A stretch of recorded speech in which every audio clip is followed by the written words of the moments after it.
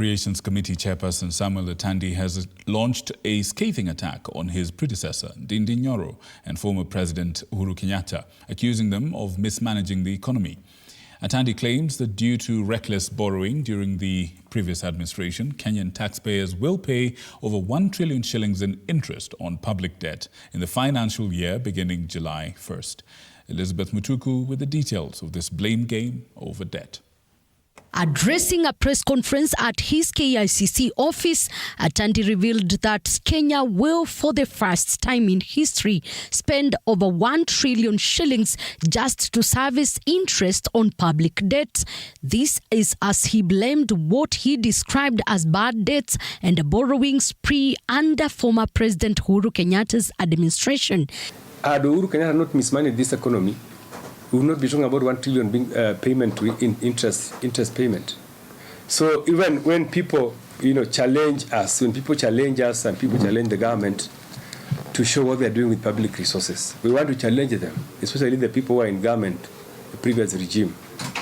That please, you should be ashamed of yourself. You should be ashamed of yourself. You should come and tell us if you borrowed 10 trillion. What did you do with that 10 trillion?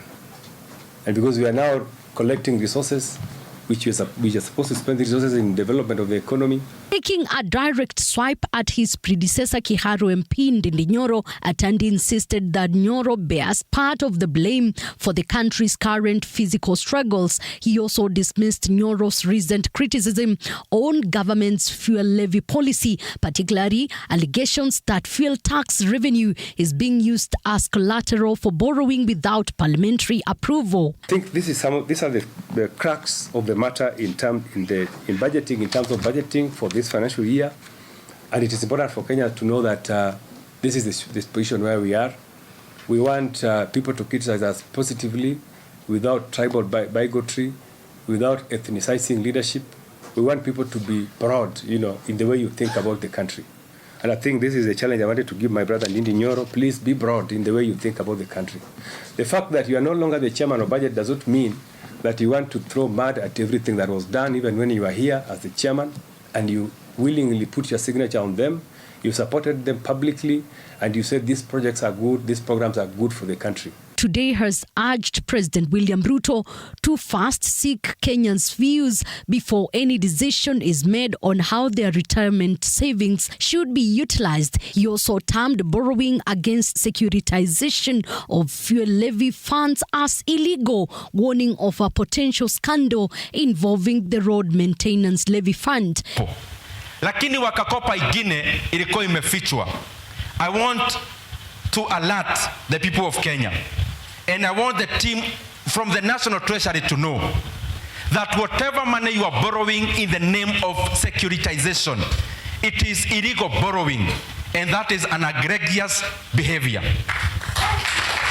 You are borrowing 175 billion Kenya shillings without any deliberation in Parliament, without any approval in Parliament. I want to alert all those people dealing with securitization. What you are doing is illegal, and it will catch up with you very soon. Treasury is seeking to raise 165 billion shillings annually from the secularization of road maintenance levy, which is set at 18 shillings per litre of fuel at the pump, to allow the Kenya Roads Board to access bank financing at cheaper rates. Elizabeth Mutuku, TV 47, Nairobi.